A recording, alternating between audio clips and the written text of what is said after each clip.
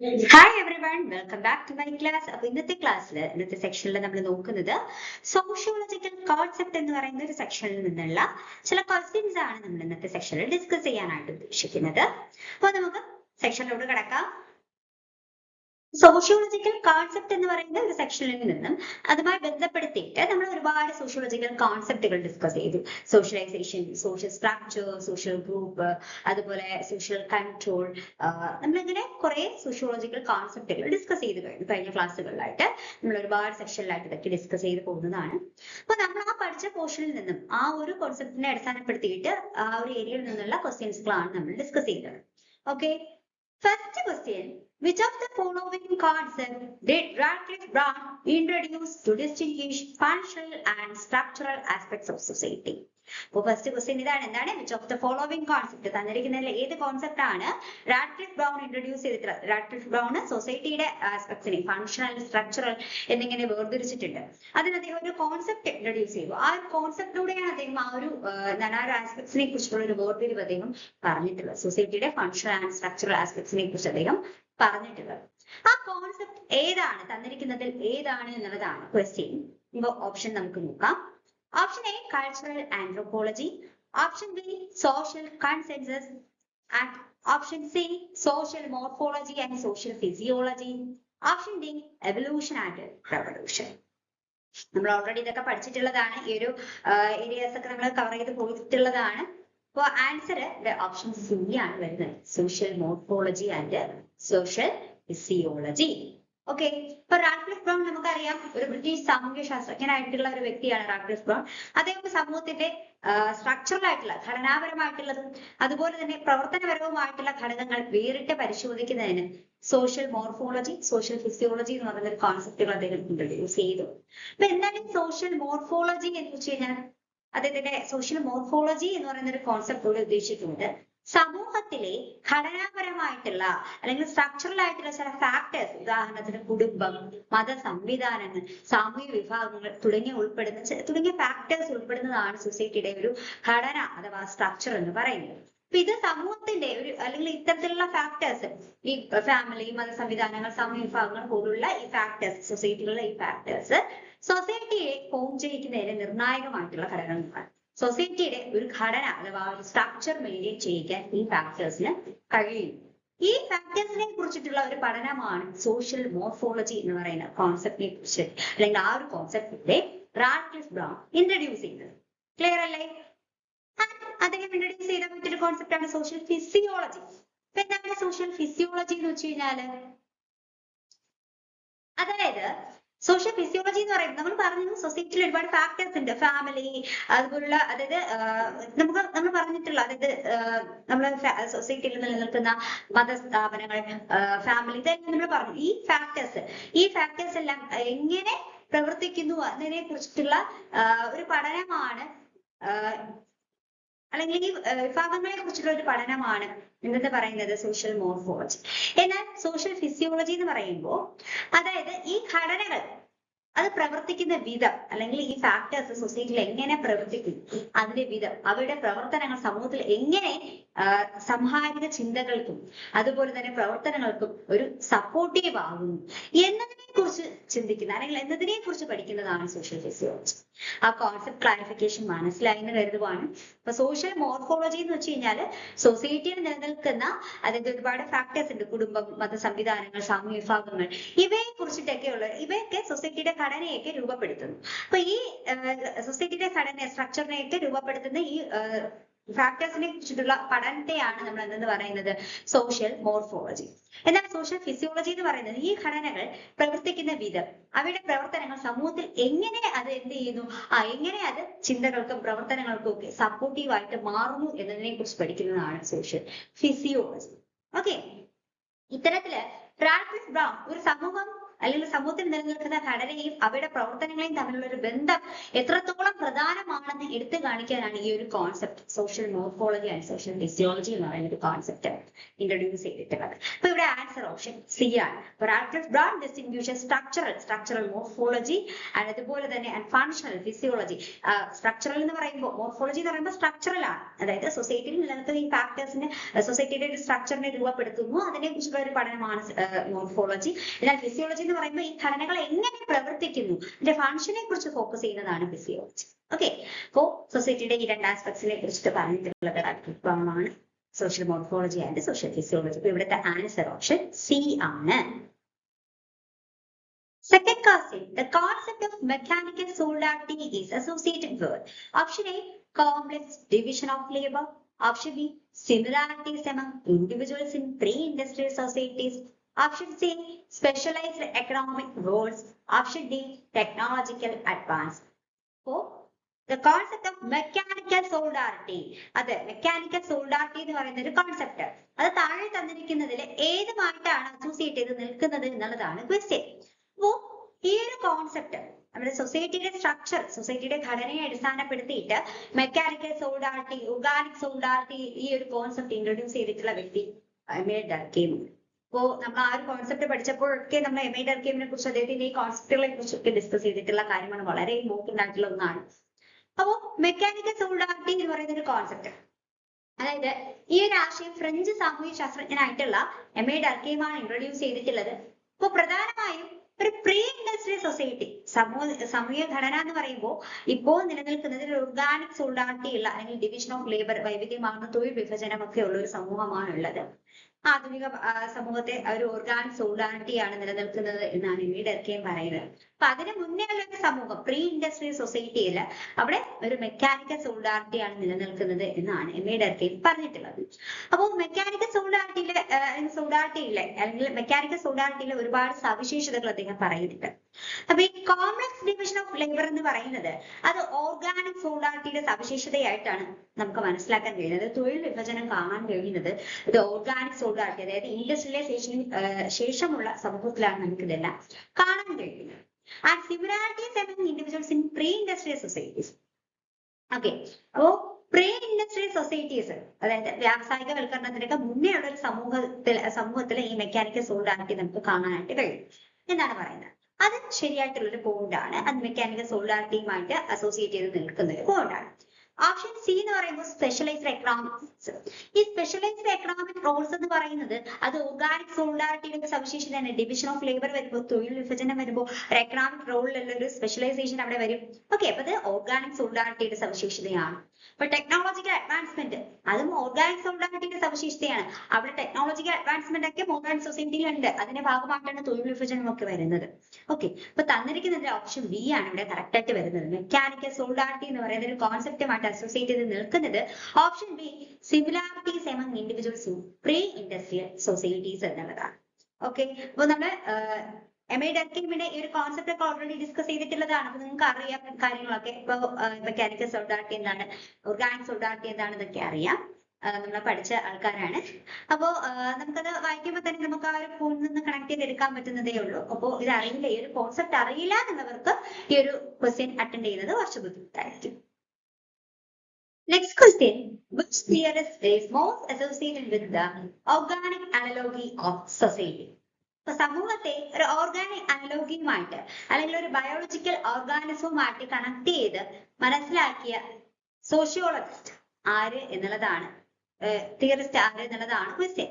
അപ്പോ നമുക്കറിയാം ഈ ഓർഗാനിക് അനലോഗി എന്ന് പറയുന്ന ഒരു കോൺസെപ്റ്റ് കേൾക്കുമ്പോൾ തന്നെ നമുക്ക് ആ ഒരു വ്യക്തിയുടെ പേര് മൈൻഡിൽ തെളിഞ്ഞു വരും, അല്ലെ? അപ്പൊ നമുക്ക് നോക്കാം. ഓപ്ഷൻ വായിക്കാം. Option A Louis Dumont, option B Talbot Parson, option C Herbert Spencer, option D Karl Marx. ആരാണ്? ഓപ്ഷൻ സി ഹെർബർട്ട് സ്പെൻസർ ആണ് നമ്മുടെ സൊസൈറ്റിയെ ആ ഒരു ബയോളജിക്കൽ ഓർഗാനിസവുമായിട്ട് കണക്ട് ചെയ്തുകൊണ്ട് പഠിക്കാനായിട്ട് അല്ലെങ്കിൽ പഠിച്ച വ്യക്തി എന്നുള്ളത്. ഓക്കെ, അപ്പൊ അതായത് സൊസൈറ്റി ഹെർബർട്ട് സ്പെൻസർ ആണ് സമൂഹത്തെ ഒരു ജൈവശാസ്ത്രപരമായിട്ടുള്ള ഒരു ഓർഗാനിസമായിട്ട് കൺസിഡർ ചെയ്ത് ആ ഒരു ഓർഗാനിസവുമായിട്ട് അല്ലെങ്കിൽ ഒരു ബയോളജിക്കൽ ഓർഗാനിസവുമായിട്ട് ഉപമിച്ച് പഠനം നടത്തിയ ഒരു വ്യക്തി, സൊസൈറ്റി അത്തരത്തിലൊരു കമ്പയർ ചെയ്ത് പഠനം നടത്തിയ വ്യക്തി ഹെർബർട്ട് സ്പെൻസർ ആണ്. അപ്പൊ അദ്ദേഹത്തിന്റെ ഈ ഒരു പഠനത്തെ അല്ലെങ്കിൽ ഈ ഒരു കോൺസെപ്റ്റ്, ഈ ഒരു അനാലിസിസിനെ ഓർഗാനിക് അനലോഗി എന്ന പേരിലാണ് അറിയപ്പെടുന്നത്.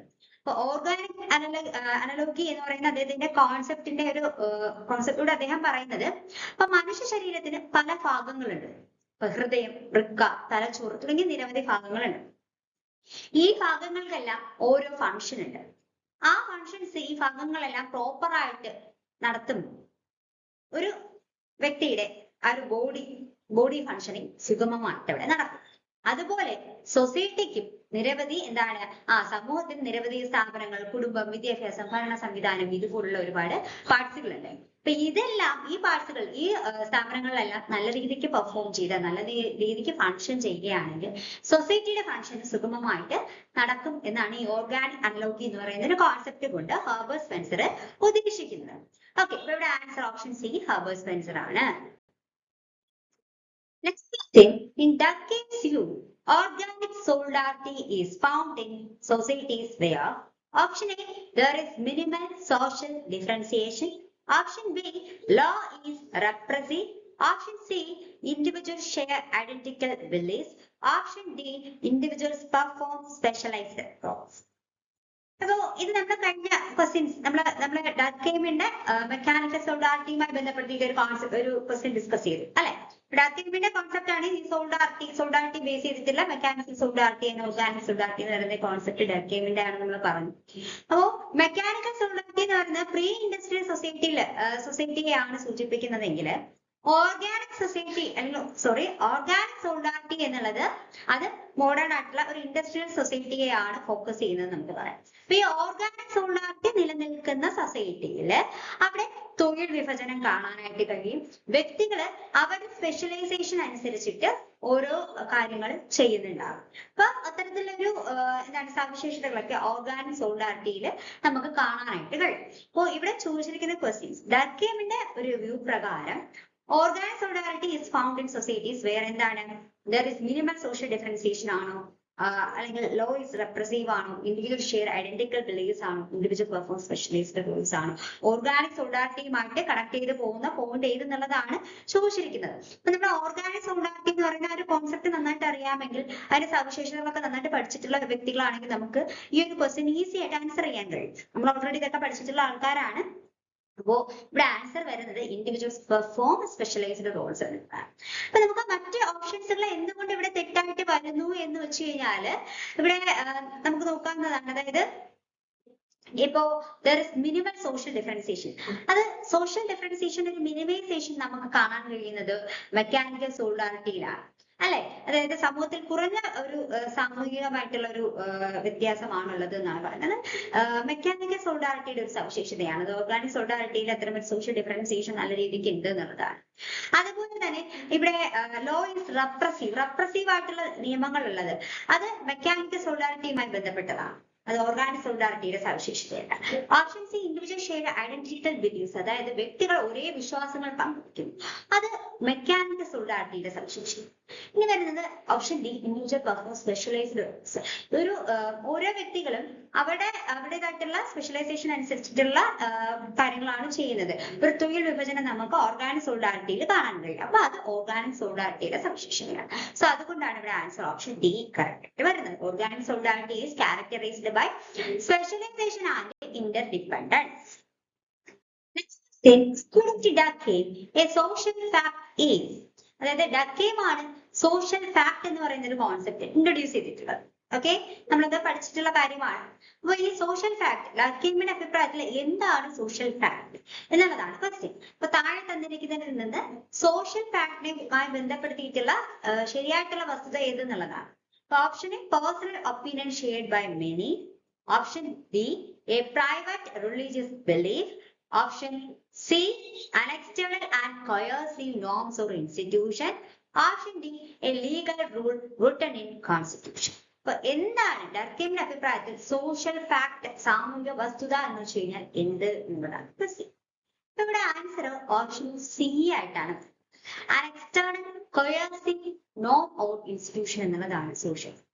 അപ്പൊ ഡർക്കീമിന്റെ അഭിപ്രായത്തിൽ അദ്ദേഹം പറയുന്നത് സോഷ്യൽ ഫാക്ട് എന്ന് വെച്ച് കഴിഞ്ഞാല് അത് മനുഷ്യരുടെ വ്യക്തിഗത അവബോധത്തിന് വിപരീതമായിട്ട്, അല്ലെങ്കിൽ മനുഷ്യരുടെ വ്യക്തിഗത അവബോധത്തിന് പുറത്തു നിൽക്കുന്ന, എന്നാൽ വ്യക്തിഗതമായിട്ടുള്ള അവബോധത്തേക്ക് സ്വാധീനിക്കുന്ന ചില സാമൂഹിക ഘടകങ്ങളെയാണ് അദ്ദേഹം സോഷ്യൽ ഫാക്ട് എന്നതുകൊണ്ട് ഉദ്ദേശിക്കുന്നത്. അപ്പൊ ഈ സോഷ്യൽ ഫാക്ട്സിന് ചില സവിശേഷതകളുണ്ട്.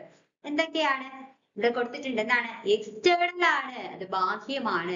വ്യക്തിയുടെ മനസ്സിൽ നിന്നല്ല ഈ സോഷ്യൽ ഫാക്ട്സ്, സാമൂഹിക വസ്തുതകൾ ഡെവലപ്പ് ചെയ്യുന്നത്, മറിച്ച് സമൂഹത്തിൽ നിന്നാണ് ഈ സോഷ്യൽ ഫാക്ട്സ് ഉണ്ടാകുന്നത്. അത് അതിന്റെ സോഷ്യൽ ഫാക്ട്സിന്റെ സവിശേഷതയാണ്. മറ്റൊന്ന് കൊയേഴ്സീവ് ആണ്. സോഷ്യൽ ഫാക്ട് എന്ന് പറയുമ്പോൾ നിർബന്ധിതമാണ്, വ്യക്തികൾക്ക് പിന്തുടരേണ്ടതാണ്. വ്യക്തികൾ ഉറപ്പായിട്ടും സമൂഹത്തിൽ നിലനിൽക്കുന്ന ഈ വസ്തുതകളെ എന്ത് ചെയ്യണം? പിന്തുടരേണ്ടതായിരിക്കുന്നു. അതല്ലെങ്കിൽ സമൂഹം എന്ത് ചെയ്യാം? സാമൂഹികപരമായിട്ടുള്ള എന്താണ് ചില ശിക്ഷ നടപടികളിൽ അല്ലെങ്കിൽ സൊസൈറ്റിയിൽ നിലനിൽക്കുന്ന ഈ ഫാക്ട്സുകൾ ഫോളോ അപ്പ് ചെയ്തില്ല എന്നുണ്ടെങ്കിൽ അതിൻ്റെതായിട്ടുള്ള നെഗറ്റീവ് എഫക്ട്സ് ഉണ്ടാകും.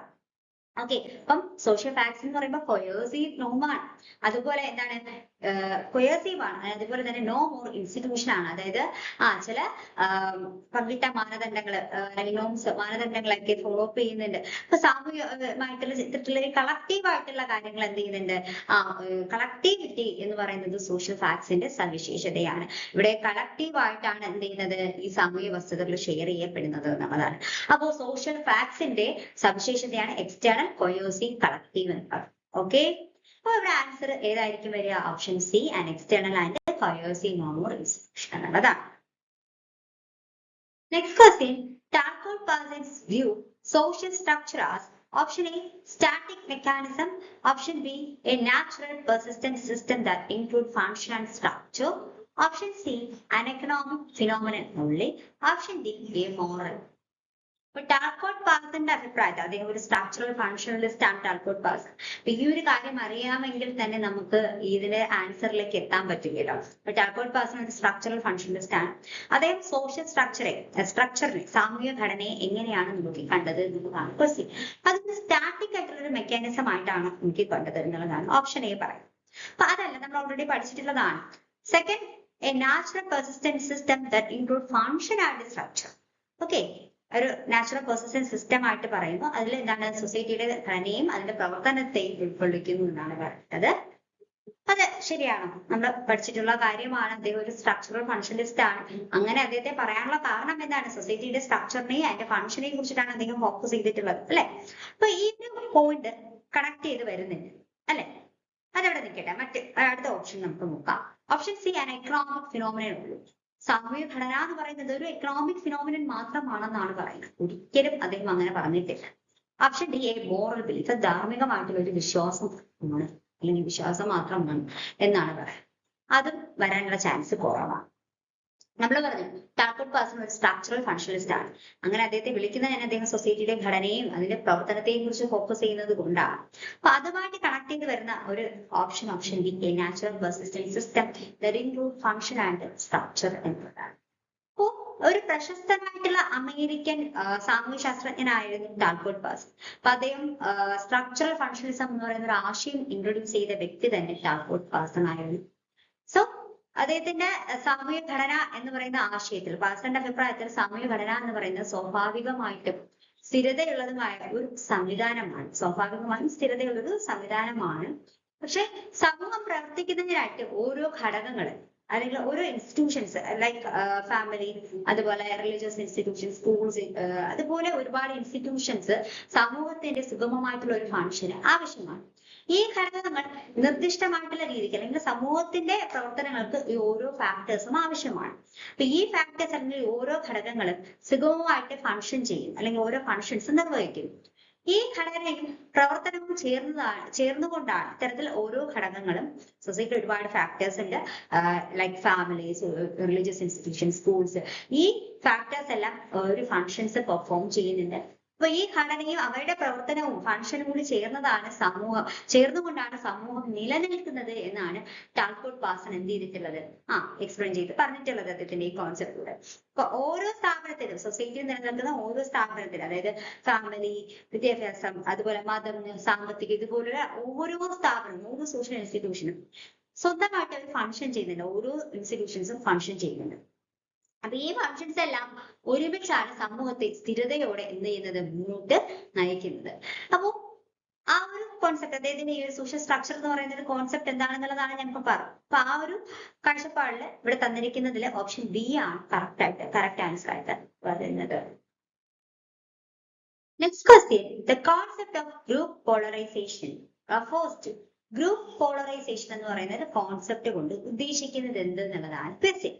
Option A, strong group cohesion. Option B, the spread of leadership roles. Option C, intensification of prevailing views after discussion. Option D, suppression of norms. ഇവിടെ ആൻസർ വരുന്നത് option C, intensification of prevailing views after discussion എന്നതാണ്. Group പോളറൈസേഷനിലൂടെ അല്ലെങ്കിൽ group polarisation എന്ന കോൺസെപ്റ്റുമായിട്ട് കൂടുതൽ connect ചെയ്ത് നിൽക്കുന്ന ഒരു point option C. അത് എന്തുകൊണ്ട് അങ്ങനെ വന്നു എന്ന് വെച്ച് കഴിഞ്ഞാൽ, ഈ ഗ്രൂപ്പ് പോളറൈസേഷൻ എന്ന് പറയുന്ന ഒരു കോൺസെപ്റ്റ് വ്യക്തമായിട്ട് അറിയാമെങ്കിൽ നമുക്ക് ആ ഒരു കറക്റ്റ് ആൻസർ എത്താം. ഇപ്പോ ഗ്രൂപ്പ് പോളറൈസേഷൻ എന്നത് ഒരു സാമൂഹികപരമായിട്ടുള്ള ഒരു മനഃശാസ്ത്ര പദമാണ്. അതാണ് ഈ ഗ്രൂപ്പ് പോളറൈസേഷൻ. അതായത് ഒരു ഗ്രൂപ്പിലെ ആളുകൾ ഒരു വിഷയത്തെ കുറിച്ച് ചർച്ച ചെയ്യും. ഒരു സോഷ്യൽ ഗ്രൂപ്പുണ്ട്, ആ ഗ്രൂപ്പിലെ ആൾക്കാർ ഒരു പർട്ടിക്കുലർ ടോപ്പിക്കിനെ കുറിച്ച് ചർച്ച ചെയ്യുകയാണ്. അപ്പോ അവരുടെ ആ ഒരു ഗ്രൂപ്പിൽ ഡിസ്കഷൻ നടക്കുമ്പോൾ ആ ഗ്രൂപ്പിലുള്ള ഓരോ വ്യക്തികൾക്കും അവരുടേതായിട്ടുള്ള തനതായ അഭിപ്രായങ്ങൾ കൂടുതൽ എന്ത് ചെയ്യും, ഒരു വിഷയത്തെ കുറിച്ച് അവർ ചർച്ച ചെയ്യുമ്പോൾ അവരുടേതായിട്ടുള്ള തനതായ അഭിപ്രായങ്ങൾ കൂടുതൽ തീവ്രമായി മാറുക എന്നതാണ് ഈ ഗ്രൂപ്പ് പോളറൈസേഷൻ എന്നൊരു കോൺസെപ്റ്റ് കൊണ്ട് ഉദ്ദേശിക്കുന്നത്. ഞാനൊരു ഉദാഹരണം പറയാം. ഇപ്പൊ ഒരു ഗ്രൂപ്പിലെ ആൾക്കാർ ഒരു നിയമത്തെ കുറിച്ച് ഡിസ്കസ് ചെയ്യാൻ ഒരു നിയമം കൊണ്ടുവന്നു. ആ നിയമത്തിനോട് എതിർപ്പാണ് ആ ഗ്രൂപ്പിലുള്ള എല്ലാ അംഗങ്ങളും. അപ്പൊ ഇവരിത് ഡിസ്കസ് ചെയ്ത് വരുമ്പോൾ, ആ നിയമത്തെ കുറിച്ച് ഡിസ്കസ് ചെയ്യുമ്പോൾ അതിലെ ഓരോ വ്യക്തികളും ആ നിയമത്തോട് കൂടുതൽ ശക്തമായ എതിർപ്പ് പ്രകടിപ്പിക്കാനായിട്ട് തുടങ്ങും. അങ്ങനെ ആ ഗ്രൂപ്പിന്റെ മൊത്തം സമീപനം കൂടുതൽ എന്ത് ചെയ്യും, തീവ്രമായിട്ട് മാറും. ആ നിയമത്തോടുള്ള കടുത്ത വിരോധം അവിടെ തീവ്രമായി മാറും.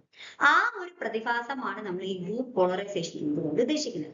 അതായത് ഒരു സാമൂഹികപരമായിട്ടുള്ള ഒരു മനഃശാസ്ത്രപരമായിട്ടുള്ള ഒരു പദം കൂടിയാണ് ഗ്രൂപ്പ് പോളറൈസേഷൻ. ഒരു ഗ്രൂപ്പിലെ ആളുകൾ ഒരു വിഷയത്തെ കുറിച്ച് ചർച്ച ചെയ്യുമ്പോൾ അവരുടെ തനതായ അഭിപ്രായങ്ങൾ കൂടുതൽ തീവ്രമായി മാറുക എന്നതാണ് ഈ ഒരു പ്രതിഭാസം കൊണ്ട് ഉദ്ദേശിക്കുന്നത്.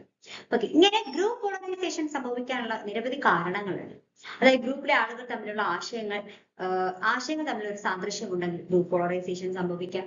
അതുപോലെ ഇങ്ങനെ ഒരുപാട് കാര്യങ്ങൾ, അതായത് പുതിയ വാദങ്ങൾ അവർക്ക് അതിശയിപ്പിക്കുന്നതാണെങ്കിൽ, അല്ലെങ്കിൽ പുതിയ പുതിയ നിയമങ്ങൾ അവരെ അതിശയിപ്പിക്കുന്നതാണെങ്കിൽ ഈ ഒരു group പോളറൈസേഷനിലേക്ക് എത്തപ്പെടാം.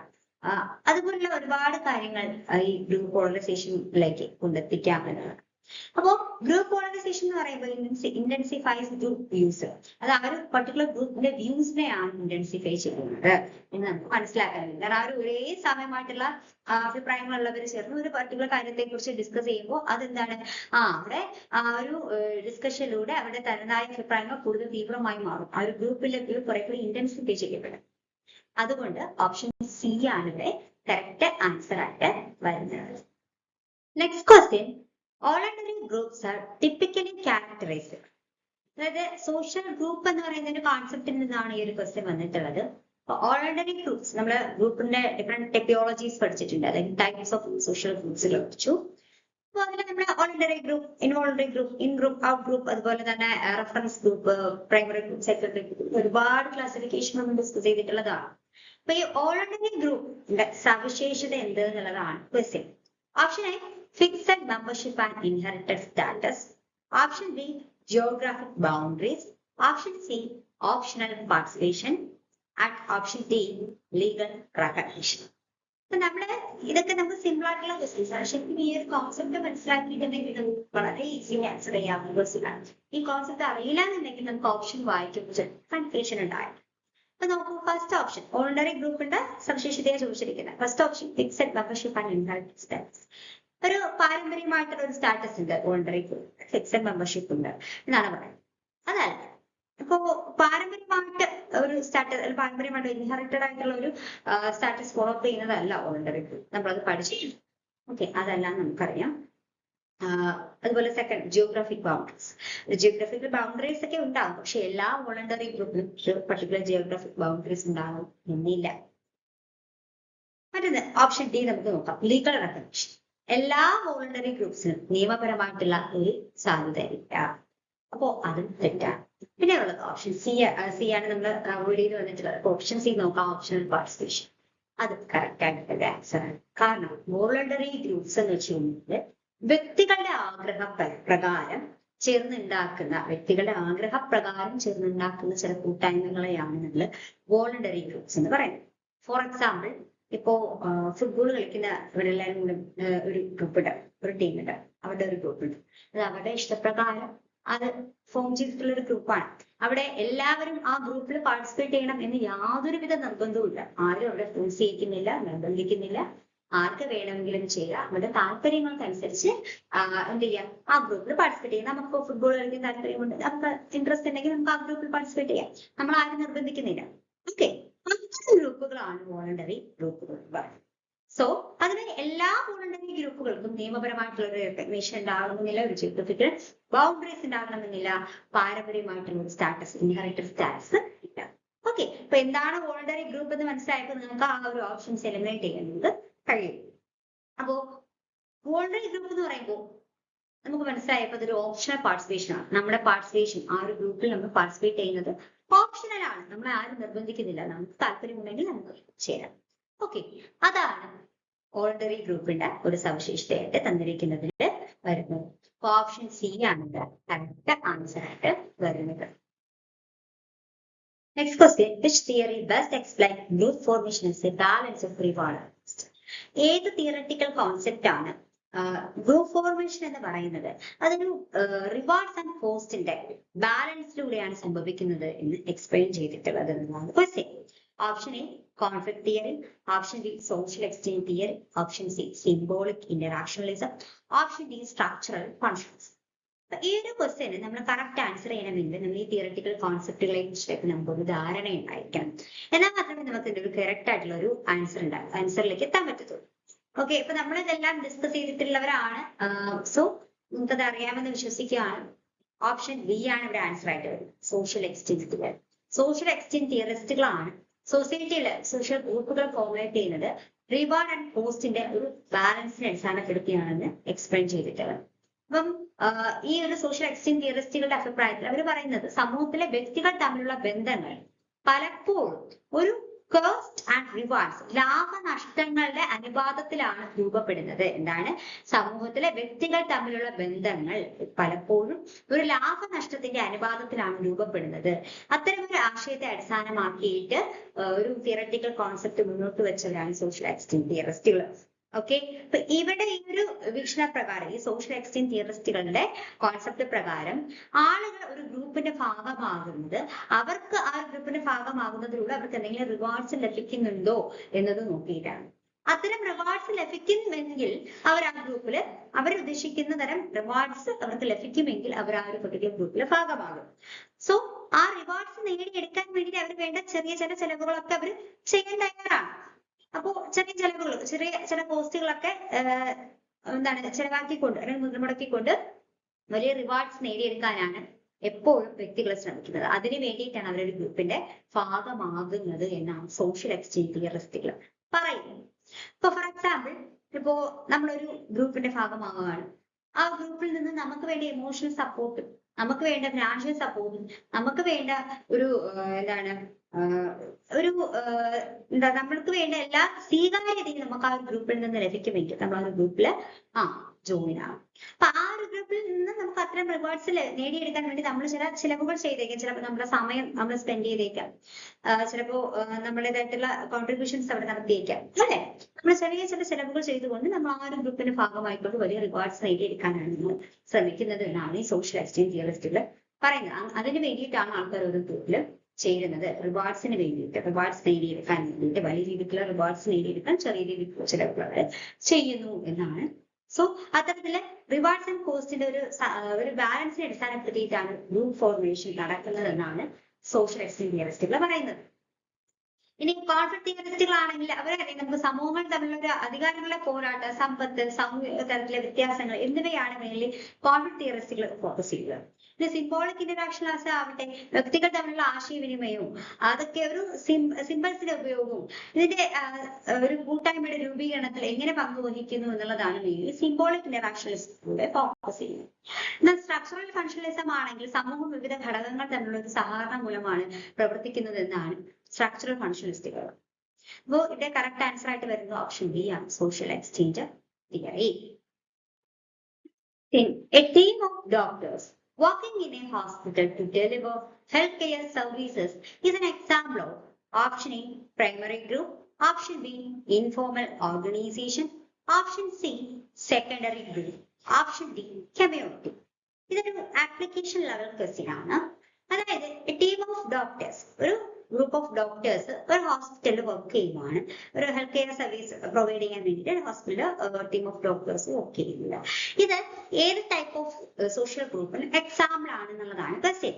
Option A primary group ആണോ, ഓപ്ഷൻ ബി ഇൻഫോർമൽ ഓർഗനൈസേഷൻ ആണോ, ഓപ്ഷൻ സി സെക്കൻഡറി ഗ്രൂപ്പ് ആണോ, ഓപ്ഷൻ ഡി കമ്മ്യൂണിറ്റി ആണ്.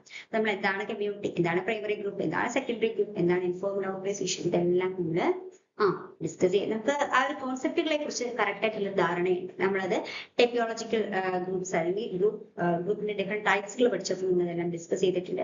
അതിനകത്ത് നമ്മൾ ഇൻഫോർമൽ ഓർഗനൈസേഷൻ എന്താണെന്നുള്ള കാര്യം ഇതൊക്കെ പല സ്ഥലത്തും കമ്മ്യൂണിറ്റിയെ കുറിച്ചിട്ടായിരുന്നു പല സ്ഥലത്തും നമ്മൾ മെൻഷൻ ചെയ്തിട്ട് കാര്യമാണ്. അപ്പൊ ഈ തന്നിരിക്കുന്ന ഓപ്ഷൻസിലെ ഓപ്ഷൻസ് ഓരോന്നും ആ ഓരോ ഓപ്ഷൻസിന്റെയും ഒരു കോൺസെപ്റ്റ് ക്ലാരിഫിക്കേഷൻ നമുക്കുണ്ട്. അപ്പോ അത്തരം ഒരു കോൺസെപ്റ്റ് ക്ലാരിഫിക്കേഷൻ ഉണ്ടെങ്കിൽ നമുക്ക് കറക്റ്റ് ആൻസറിലേക്ക് എത്താം. ഇവിടെ answer option C secondary group ആണ്. എന്തുകൊണ്ട് ഇവിടെ സെക്കൻഡറി ഗ്രൂപ്പ് വന്നു ആൻസർ ആയിട്ട് വന്നു എന്ന് വെച്ചാൽ സെക്കൻഡറി ഗ്രൂപ്പ് എന്നത് ഒരു ഔപചാരികമായിട്ടുള്ള ഫോമൽ ആയിട്ടുള്ള ഒരു സംഘടനയാണ്. അപ്പോ ഈ സെക്കൻഡറി ഗ്രൂപ്പുകൾ എന്ന് പറയുന്നത് ചില സവിശേഷതകളുണ്ട്. അതായത് അത് പ്രവർത്തനപരമാണ്, അതുപോലെ തന്നെ ഔപചാരികമായിട്ടുള്ളതാണ്, ഫങ്ഷനിലാണ്, ബട്ട് ഇംപേഴ്സണൽ ആണ്. ഓക്കെ, അതായത് ഒരു വ്യക്തിപരമായിട്ടുള്ള ബന്ധങ്ങൾ ഇവിടെ കുറവാണ്, മറിച്ച് ഒരു ഫങ്ഷനെ അടിസ്ഥാനപ്പെടുത്തിയിട്ടുള്ള അല്ലെങ്കിൽ ആ ഒരു പ്രൊഫഷനെ അടിസ്ഥാനപ്പെടുത്തിയിട്ടുള്ള ബന്ധങ്ങൾക്കാണ് ഈ ഒരു സെക്കൻഡറി ഗ്രൂപ്പുകൾക്കാണ് കൂടുതൽ പ്രാധാന്യം. ഇപ്പൊ ടീം ഓഫ് ഡോക്ടേഴ്സ് അവർ വർക്ക് ചെയ്യുന്നത് അവർ ഹെൽത്ത് കെയർ ഡെലിവറി ചെയ്യാൻ വേണ്ടിയിട്ടാണ് അവർ വർക്ക് ചെയ്യുന്നത്. അവരുടെ പ്രവർത്തനത്തെയാണ് അവിടെ ഫോക്കസ് ചെയ്യുന്നത്, അവരുടെ ഫങ്ഷനിലാണ് അവരുടെ പ്രവർത്തനത്തെ അടിസ്ഥാനപ്പെടുത്തിയിട്ടുള്ള ബന്ധമാണ് അവിടെ ഡെവലപ്പ് ചെയ്യുന്നത്. സോ അതുകൊണ്ട് ഇതൊരു സെക്കൻഡറി ഗ്രൂപ്പിന് എക്സാമ്പിൾ ആണ്. Okay, so answer option C ആണ്. Next question. A young person joined a social media group to find peers who support mental health awareness. This illustrates. അതായത് ഒരു യങ് പേഴ്സൺ സോഷ്യൽ മീഡിയ ഗ്രൂപ്പിലേക്ക് join ആകും എന്തിനു വേണ്ടിയിട്ടെന്ന് വെച്ച് കഴിഞ്ഞാൽ അവരുടെ പിയേഴ്സിനിടയിൽ മാനസികാരോഗ്യപരമായിട്ടുള്ള വെല്ലുവിളികൾ നേരിടുന്നവരെ അവരുടെ മാനസികാരോഗ്യ അവബോധം നൽകുന്നതിന് വേണ്ടിയിട്ട് സോഷ്യൽ മീഡിയക്ക് ജോയിൻ ആകും. ഇത് എന്തിന് എക്സാമ്പിൾ ആണ്? ഓപ്ഷൻ എ റോൾ കോൺഫ്ലിക്റ്റ് ആണോ, ഓപ്ഷൻ ബി ഇമോഷണൽ സപ്രഷൻ ആണോ, ഓപ്ഷൻ സി ഗ്രൂപ്പ് കൺഫോമിറ്റി ആണോ, option D instrumental group affiliation ആണോ എന്ന് പറയുന്ന ക്വസ്റ്റ്യൻ. ഇവിടെ ആൻസർ ഓപ്ഷൻ ഡി ആണ്. ദ ഗോൾ ഈസ് ഇൻസ്ട്രുമെന്റൽ അല്ലെങ്കിൽ ഇൻസ്ട്രുമെന്റൽ ഗ്രൂപ്പ് അഫിലിയേഷൻ എന്നുള്ളതാണ് ഇവിടെ കറക്റ്റ് ആൻസർ വരുന്നത്. എന്തുകൊണ്ട് ഇവിടെ ഓപ്ഷൻ ഡി കറക്റ്റ് ആൻസർ ആയിട്ട് വരുന്നു എന്ന് വെച്ച് കഴിഞ്ഞാൽ ഇപ്പോ ഇവിടെ മാനസികാരോഗ്യമായിട്ടുള്ള ജാഗ്രതയെ പിന്തുണയ്ക്കുന്നതിന് വേണ്ടിയിട്ടാണ് അത്തരം ഒരു കൂട്ടായ്മയിലേക്ക് ഒരു വ്യക്തി ചേരുന്നത്. ഇവിടെ ഒരു വ്യക്തി ആ ഒരു ഗ്രൂപ്പിലേക്ക് ആ ഒരു സോഷ്യൽ മീഡിയ ഗ്രൂപ്പിലേക്ക് ജോയിൻ ആവുന്നതിന് ഒരു പർട്ടിക്കുലർ ലക്ഷ്യമില്ല. ഇവിടെ ഒരു പ്രായോഗികമായിട്ടുള്ള ഒരു ലക്ഷ്യമില്ല. സോ അതായത് മാനസികാരോഗ്യത്തെ കുറിച്ചുള്ള ഒരു അവബോധം പ്രചരിപ്പിക്കുക എന്നുള്ള ഒരു പ്രായോഗികമായിട്ടുള്ള ഒരു ലക്ഷ്യം. സോ അതുകൊണ്ട് അതൊരു ഇൻസ്ട്രുമെന്റൽ ഗ്രൂപ്പ് അഫിലിയേഷൻ പ്രായോഗികമായിട്ടുള്ള ഒരു കൂട്ടായ്മയുടെ ഒരു ബന്ധമാണ് അപ്പോൾ കാണിക്കുന്നത്. സോ അതുകൊണ്ടാണ് ഇത് ഇൻസ്ട്രുമെന്റൽ ഗ്രൂപ്പ് അഫിലിയേഷൻ ആണ് കൺസിഡർ ചെയ്യാനായിട്ട് കഴിയുന്നത്. ഓപ്ഷൻ ഡി ശരിയായിട്ട് വരുന്നത് അതുകൊണ്ടാണ്. കാരണം ആ ഒരു ഗ്രൂപ്പിലേക്ക് ജോയിൻ ചെയ്യുന്ന ഒരു പർട്ടിക്കുലർ പ്രായോഗികമായിട്ടുള്ള ഒരു ലക്ഷ്യത്തെ ഫോക്കസ് ചെയ്തുകൊണ്ടാണ്. സോ അതുകൊണ്ടാണ് ഓപ്ഷൻ ഡി കറക്റ്റ് ആയിട്ട് വരുന്നത്.